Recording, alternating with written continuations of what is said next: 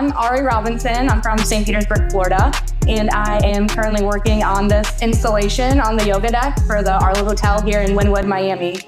So my artwork is very abstract and colorful. I explore a lot of different color patterns, and a new material I'm working with is acrylic, this transparent, colorful acrylic that we're using on the yoga deck right now. That's really beautiful when the light shines through it. It casts these colored shadows. So when the sun sets on this west side of the building, you'll see that reflected here in this installation. So the main inspiration behind this piece for the ARLO yoga deck was the fact that in this space, people will be doing yoga. So we wanted to do shapes that were soft, no harsh corners, nothing jagged. So we went with these smooth shapes. And I think the transparency of the material really gives that calming effect too. So we stuck with blues.